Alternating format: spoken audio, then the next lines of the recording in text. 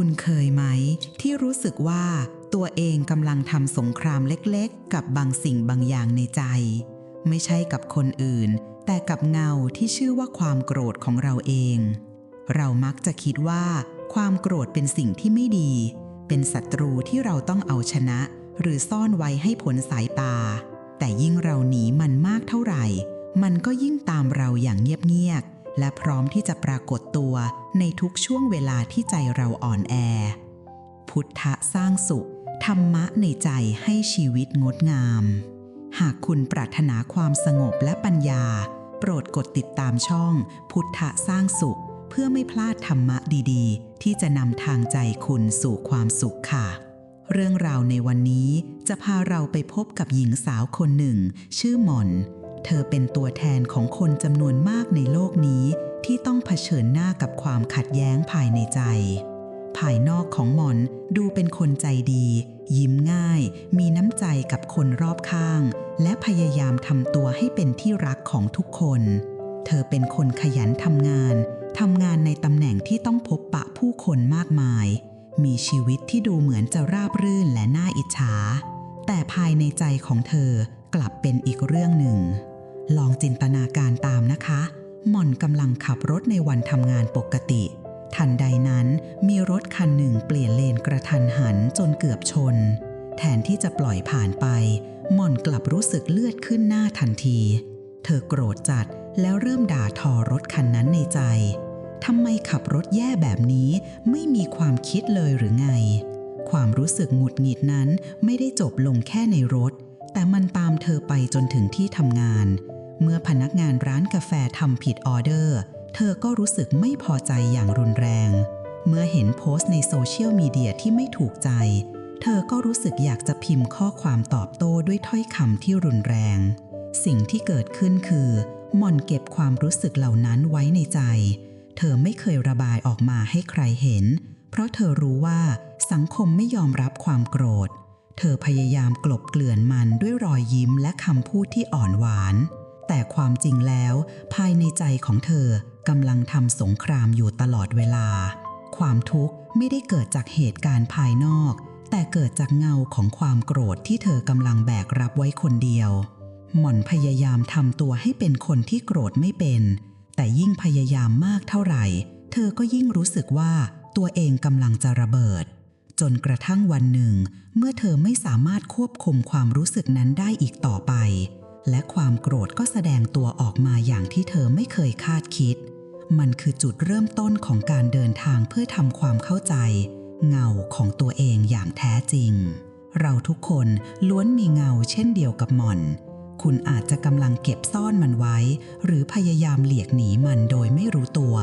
และการเดินทางของหม่อนนี้เองจะเป็นกระจกที่ส่องให้เราได้มองเห็นเงาของตัวเองอย่างชัดเจนขึ้นจากชีวิตที่ภายนอกดูเหมือนจะสมบูรณ์แบบวันหนึ่งหม่อนได้พบกับจุดเปลี่ยนที่ทำให้เธอต้องเผชิญหน้ากับความโกรธที่ซ่อนอยู่ในใจอย่างจังเรื่องนี้เกิดขึ้นในเย็นวันศุกร์ที่ควรจะเป็นเวลาแห่งการพักผ่อนเธอได้นัดเพื่อนสนิทที่คบกันมานานหลายปีเพื่อจะไปทานอาหารค่ำและแบ่งปันเรื่องราวในรอบสัปดาห์หม่อนขับรถไปถึงร้านตามเวลาที่นัดไว้แต่เพื่อนของเธอยังไม่มาเธอหยิบโทรศัพท์ขึ้นมาดู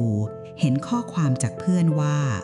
ขอโทษนะพอดีต้องคุยงานด่วนคาดว่าจะเลทประมาณครึ่งชั่วโมงความรู้สึกหงุดหงิดแล่นเข้าสู่ใจหม่อนทันทีทั้งที่เธอเพิ่งบ่นกับตัวเองไปเมื่อไม่กี่วันก่อนว่าตัวเองเป็นคนใจเย็นแต่ในชั่ววินาทีนั้นความคิดด้านลบมากมายก็ผุดขึ้นมาทำไมถึงไม่เผื่อเวลาทำไมไม่บอกล่วงหน้าเธอนั่งรออยู่ในรถด้วยสีหน้าเคร่งเครียดไม่ใช่เพราะความหิวแต่เพราะความรู้สึกไม่พอใจที่ค่อยๆก่อตัวขึ้นในอกครึ่งชั่วโมงผ่านไปเพื่อนของเธอเดินมาพร้อมกับรอยยิ้มขอโทษขอโพยอย่างจริงใจแต่สำหรับหม่อนความโกรธที่สั่งสมอยู่ในใจทำให้เธอยิ้มไม่ออกบทสนทนาที่ควรจะเป็นไปอย่างราบรื่นกลับกลายเป็นความตึงเครียดหม่อนพูดจาประชดประชันและแสดงท่าทีไม่พอใจออกมาอย่างชัดเจน เพื่อนของเธอพยายามอธิบายแต่ดูเหมือนจะยิ่งทำให้หม่อนรู้สึกแย่ลงไปอีกจนในที่สุดเพื่อนของเธอก็เงียบไปบรรยากาศเงียบงันจนน่าอึดอัดในช่วงเวลาสั้นๆนั้นหม่อนรู้สึกได้ถึงกำแพงบางอย่างที่เกิดขึ้นระหว่างเธอกับเพื่อนสนิทและเมื่อเพื่อนของเธอเดินจากไปพร้อมกับคำว่าไว้เจอกันใหม่นะเธอรู้สึกเหมือนมีอะไรบางอย่างแตกหักอยู่ในใจนั่นคือครั้งแรกที่หม่อนได้เห็นเงาของตัวเองอย่างชัดเจนในกระจก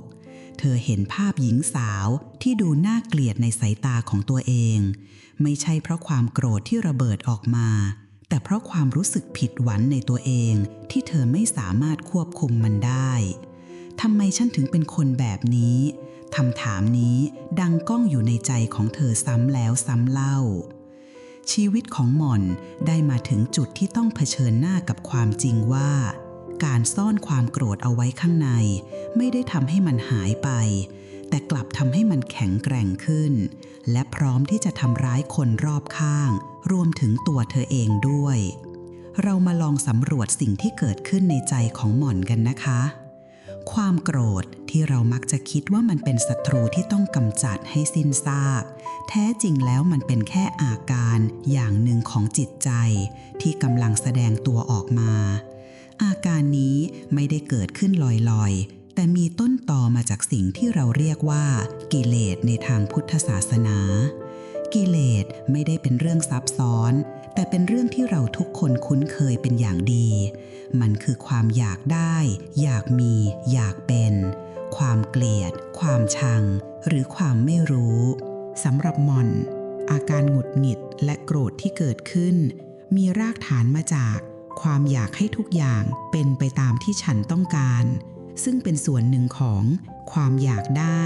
อยากมีอยากเป็นเมื่อเพื่อนของเธอมาไม่ตรงเวลาตามที่เธอคาดหวังไว้ความอยากนั้นก็ถูกขัดขวางความรู้สึกไม่พอใจจึงเกิดขึ้นและกลายมาเป็นความโกรธในที่สุดลองนึกภาพตามนะคะความโกรธก็เหมือนแขกที่ไม่ได้รับเชิญเราไม่เคยอยากให้มันมาแต่เมื่อมันมาถึงประตูบ้านของเราแล้วเราก็มักจะเปิดประตูต้อนรับมันอย่างเต็มที่เราไม่เพียงแค่ให้มันเข้ามานั่งในบ้านแต่เรายังเสิร์ฟอาหารให้มันอย่างดีด้วยการคิดซ้ำๆวนไปวนมาในเรื่องที่ทำให้เราโกรธเราคุยกับมันเราให้ความสำคัญกับมันและเราให้มันยึดพื้นที่ทั้งหมดในใจของเราจนไม่มีที่ว่างสำหรับความรู้สึกอื่นๆเลยแล้วทำไมเราถึงรู้สึกอยากจะต่อสู้กับความโกรธเพราะเราถูกสอนมาตลอดว่าอย่าโกรธและเราพยายามทำตัวให้เป็นคนที่โกรธไม่เป็นการพยายามหนีความโกรธหรือการปฏิเสธว่าเราโกรธเหมือนกับการพยายามหนีเงาของตัวเองในที่ที่มีแสงจ้ามากเท่าไหร่เงาของเราก็จะยิ่งชัดเจนและใหญ่โตขึ้นเท่านั้นเราไม่สามารถหนีเงาของเราได้แต่เราสามารถเลือกที่จะเดินเข้าหามันและทำความเข้าใจมันได้ความจริงที่หม่อนเริ่มเข้าใจก็คือความโกรธไม่ใช่ตัวตนของเธอความโกรธไม่ใช่ฉันแต่เป็นแค่สิ่งหนึ่งที่เกิดขึ้นในใจของเธอแล้วก็ผ่านไปเหมือนกับความรู้สึกอื่นๆเช่นความสุขความเศร้าหรือความเหงาการที่เรายึดติดกับความโกรธและคิดว่ามันคือส่วนหนึ่งของตัวเราเองต่างหากที่ทำให้เราต้องทนทุกข์ในพระพุทธศาสนามีหลักธรรมที่เรียกว่าไตรลักษณ์คืออนิจจังทุกขังอนัตตาซึ่งเป็นความจริงของสรรพสิ่งในโลกนี้หลักธรรมนี้ไม่ได้มีไว้เพื่อท่องจำแต่มีไว้เพื่อทำความเข้าใจชีวิตความจริงในข้อแรกคืออนิจจังหรือความไม่เที่ยงแท้ความรู้สึกโกรธของเราก็เช่นกันมันไม่ได้คงอยู่ตลอดไปมันเกิดขึ้นตั้งอยู่และดับไปเหมือนกับก้อนเมฆที่ลอยมาแล้วก็ลอยไปแต่ที่เราทุกข์เพราะเราพยายามจะยึดเมฆก้อนนั้นไว้ความจริงในข้อที่2คือทุกขังหรือความทุกข์การยึดติดกับความรู้สึกที่ไม่เที่ยงต่างหากที่เป็นตัวการของความทุกข์เมื่อหม่อนยึดติดกับความโกรธเธอจึงทุกข์ทรมานแต่เมื่อเธอเริ่มยอมรับว่ามันเป็นเรื่องไม่เที่ยงความทุกข์นั้นก็เริ่มเบาบางลงและความจริงในข้อสุดท้ายคืออนัตตาหรือความไม่ใช่ตัวตนของเรา ความโกรธไม่ใช่เรา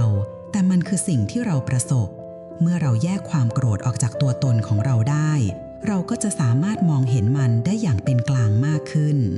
หม่อนเริ่มเข้าใจแล้วว่าการจะหยุดสงครามกับเงาของตัวเองไม่ใช่การประกาศชัยชนะแต่คือการยอมรับว่าเงาอยู่ตรงนั้นไม่ได้ทำร้ายเราและเราก็ไม่จำเป็นต้องหลบหนีมันอีกต่อไป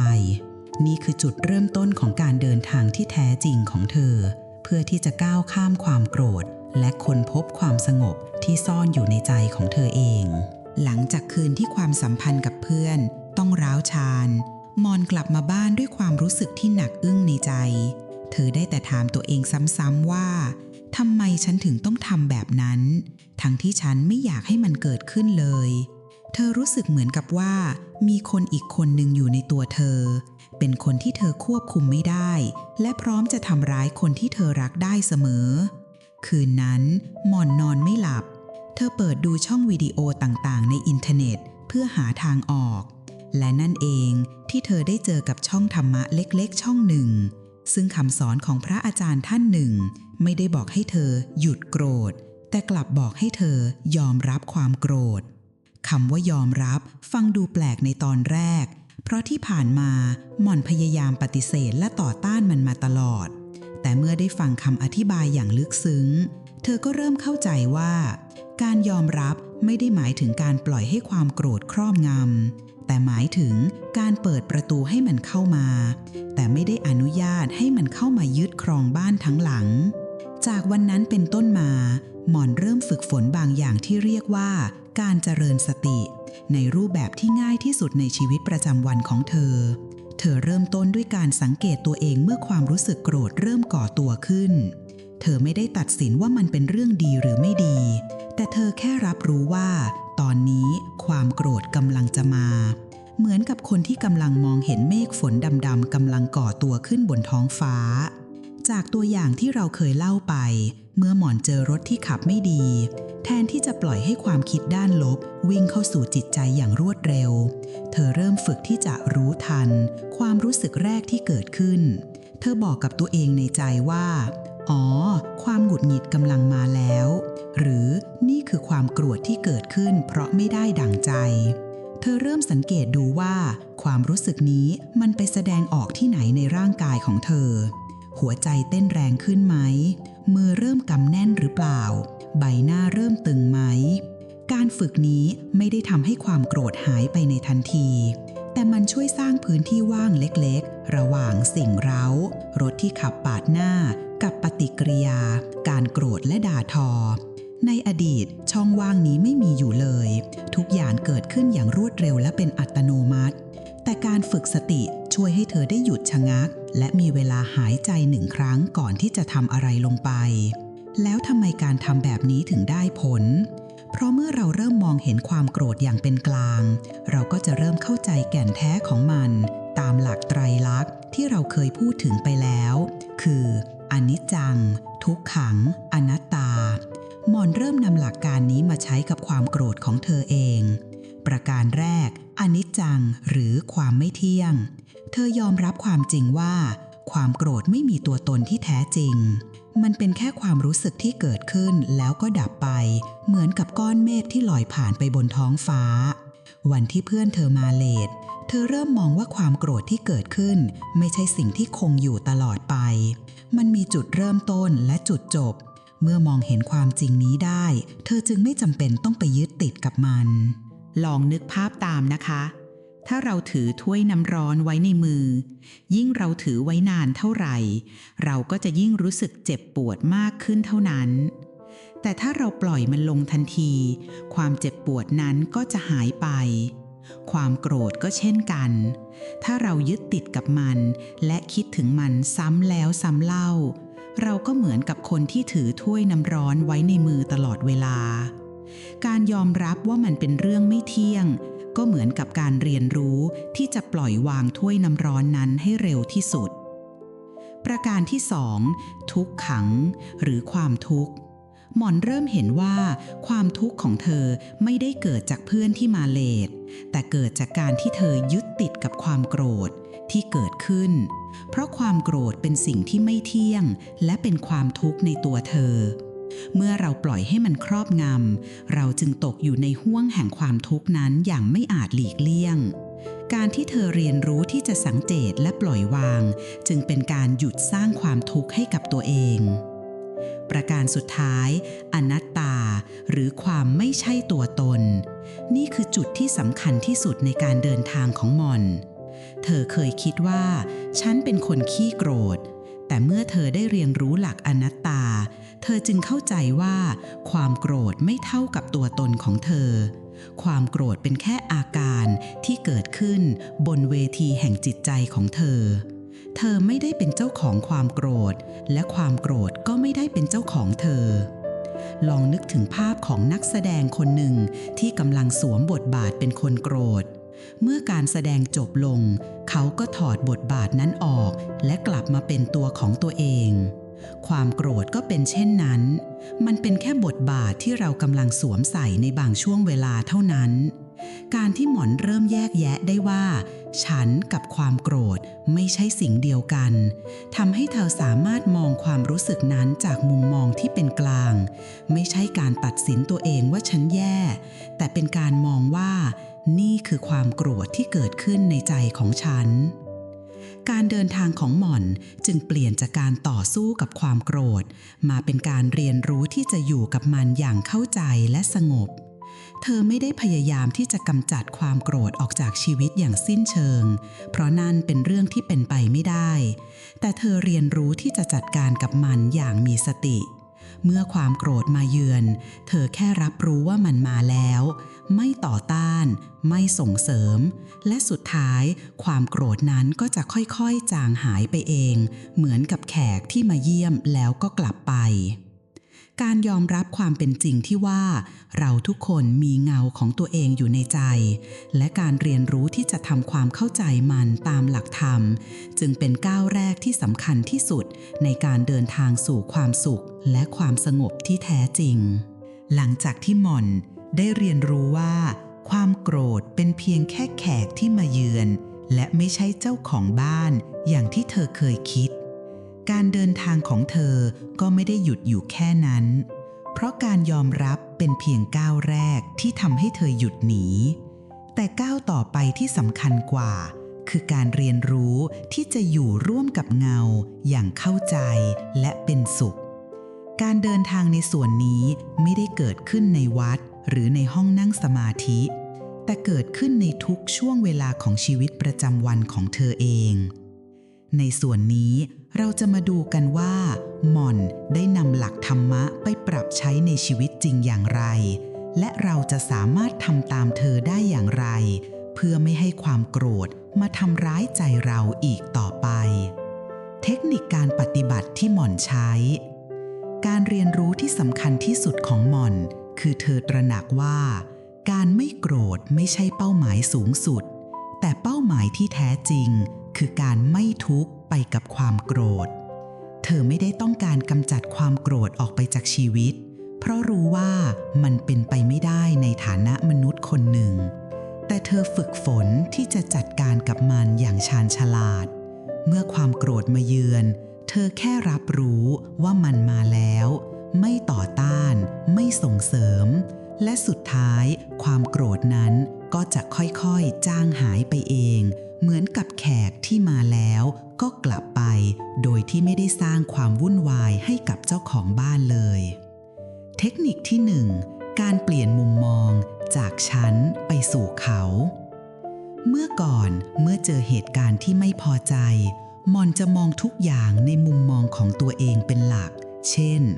ทำไมคนอื่นถึงไม่เป็นเหมือนที่ฉันอยากให้เป็นทำไมฉันต้องมาเจออะไรแบบนี้นี่คือมุมมองที่คับแคบและเต็มไปด้วยอัตตาหรืออัตตาแต่ตอนนี้เธอเริ่มฝึกที่จะเปลี่ยนเลนในการมองเรื่องราวลองมองจากมุมของคนอื่นดูบ้างการทำแบบนี้ไม่ใช่การหาเหตุผลเข้าข้างใครแต่เป็นการขยายขอบเขตของจิตใจให้กว้างพอที่จะเข้าใจว่า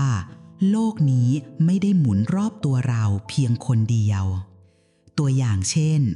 ในวันที่เธอหงุดหงิดกับพนักงานร้านกาแฟที่ทำผิดออเดอร์แทนที่จะคิดว่าพนักงานคนนี้ทำงานแย่จังเธอกลับเริ่มพิจารณาว่าเขาอาจจะเหนื่อยจากการทำงานมาทั้งวันแล้วก็ได้หรือเขาอาจจะมีเรื่องเครียดที่บ้านที่ทำให้เขาสมาธิหลุดหรือแม้แต่บางทีเขาอาจจะเป็นพนักงานใหม่ที่ยังไม่คุ้นเคยกับงานการคิดแบบนี้ทำให้เธอสามารถมองเห็นมนุษย์อีกคนหนึ่งไม่ใช่แค่คนที่ทำผิดพลาดซึ่งความเข้าใจนี้เองจะเป็นเกราะป้องกันไม่ให้ความโกรธเข้ามารบกวนใจเราได้อย่างง่ายดายอีกตัวอย่างที่หม่อนได้เรียนรู้คือในที่ทำงานมีเพื่อนร่วมงานคนหนึ่งที่มักจะพูดจาห้วนๆและดูไม่เป็นมิตรเมื่อก่อนหม่อนจะรู้สึกไม่พอใจ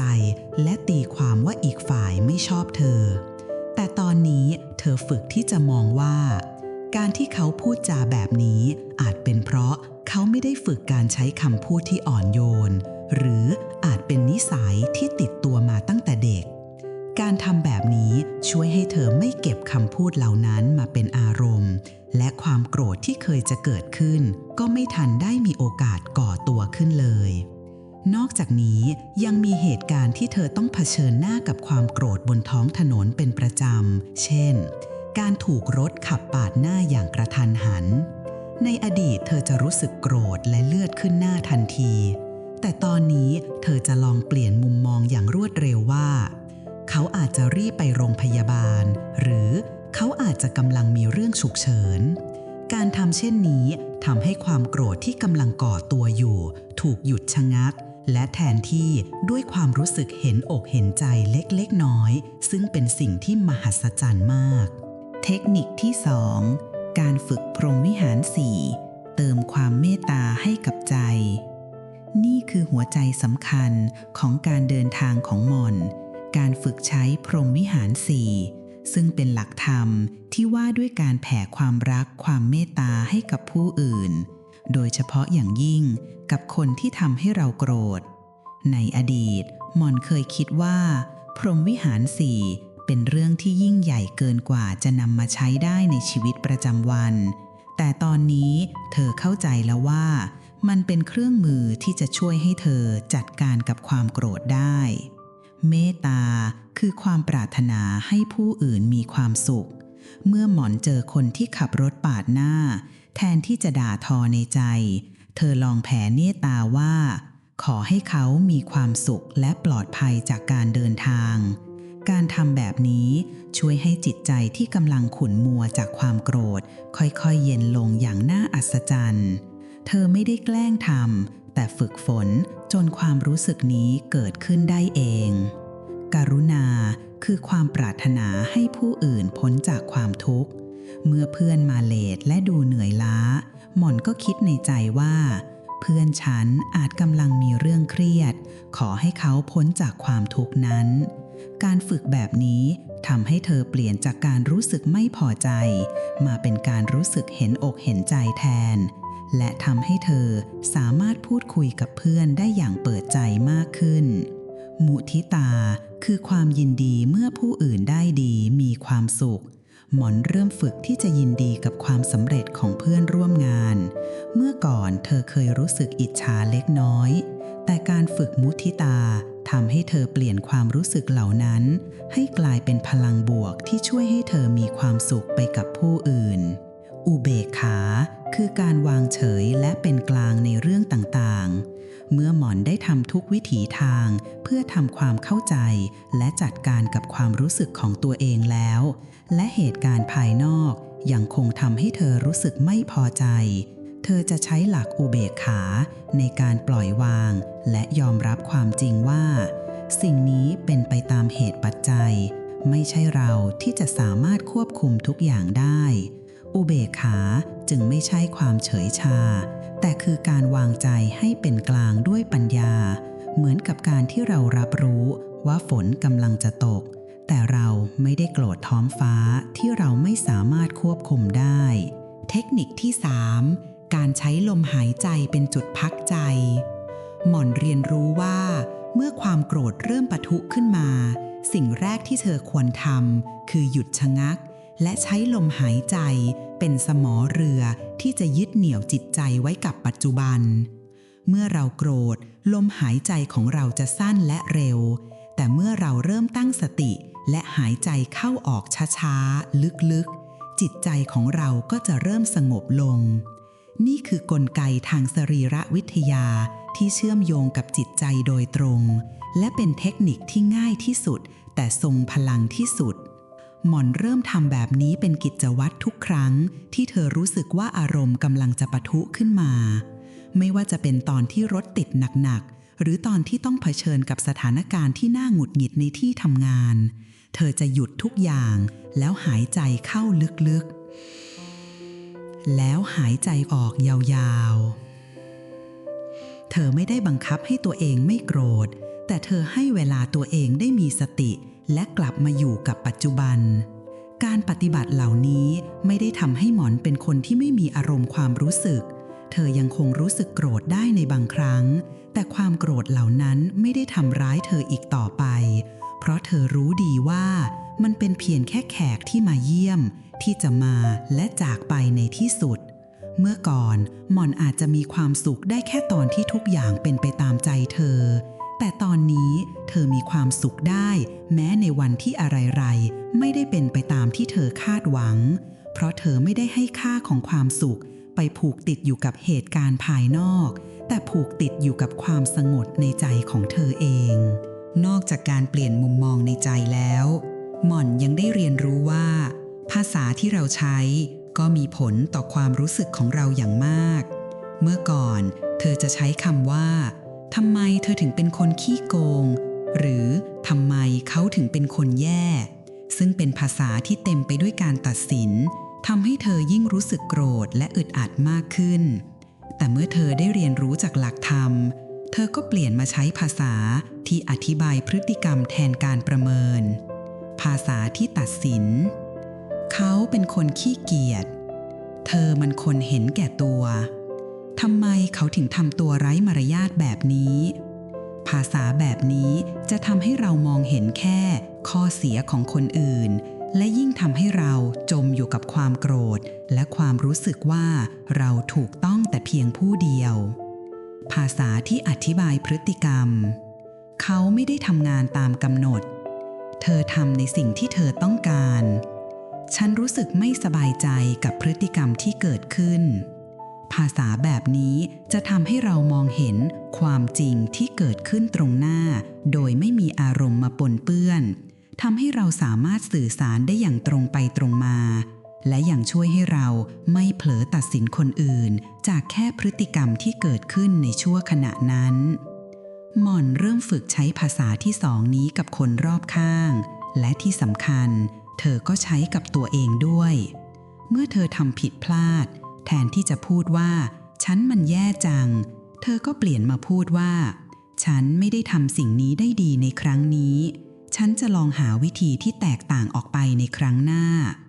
การฝึกแบบนี้ทำให้เธอสามารถมองเห็นข้อผิดพลาดของตัวเองได้อย่างเป็นกลางไม่ใช่การตัดสินตัวเองและความโกรธที่เคยมีต่อตัวเองก็ค่อยๆเบาบางลงไปการเดินทางของหม่อนเป็นเหมือนกับกระจกที่สะท้อนให้เราเห็นว่าความโกรธไม่ได้เป็นศัตรูที่เราต้องต่อสู้แต่เป็นเพียงส่วนหนึ่งของความเป็นมนุษย์ที่เราต้องทำความเข้าใจเมื่อเราเรียนรู้ที่จะมองมันอย่างเป็นกลางและไม่ตัดสินเราก็จะสามารถอยู่กับมันได้อย่างสงบสุขและเมื่อนั้นเราก็จะค้นพบความลับของคนที่โกรธไม่เป็นซึ่งไม่ใช่คนที่ไม่รู้สึกโกรธแต่เป็นคนที่มีความสุขได้แม้จะมีความโกรธเกิดขึ้นในใจก็ตามการเดินทางของหม่อนจากหญิงสาวที่เคยถูกความโกรธกัดกินใจมาสู่คนที่สามารถอยู่ร่วมกับเงาของตัวเองได้อย่างสงบสุขเป็นเรื่องราวที่สอนให้เราเข้าใจว่าความสุขที่แท้จริงไม่ได้อยู่ที่การมีชีวิตที่ปราศจากปัญหาแต่เป็นการมีเครื่องมือที่จะช่วยให้เราจัดการกับปัญหาได้อย่างมีสติที่ผ่านมาเราอาจจะเคยเชื่อว่าความโกรธคือศัตรูที่เราต้องเอาชนะหรือต้องหนีให้พ้นแต่ในความเป็นจริงแล้วยิ่งเราพยายามหนีมากเท่าไหร่เงาของความโกรธก็จะยิ่งตามเราทุกที่ และจะปรากฏตัวขึ้นมาในทุกช่วงเวลาที่ใจเราอ่อนแอที่สุดแต่เรื่องราวของหม่อนได้เปิดเผยความลับที่แท้จริงให้เราเห็นนั่นคือเราไม่จำเป็นต้องประกาศสงครามกับเงาในใจของเราไม่จำเป็นต้องพยายามทำตัวให้เป็นคนที่โกรธไม่เป็นเพราะนั่นเป็นเพียงแค่การกดทับความรู้สึกไว้ซึ่งสุดท้ายแล้วมันก็จะระเบิดออกมาอย่างรุนแรง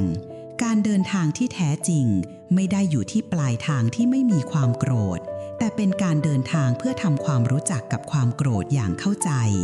การใช้หลักธรรมต่างๆไม่ว่าจะเป็นการเปลี่ยนมุมมองการฝึกพรหมวิหารสี่การใช้ลมหายใจเป็นจุดพักใจหรือแม้แต่การเปลี่ยนภาษาที่เราใช้ในการสื่อสาร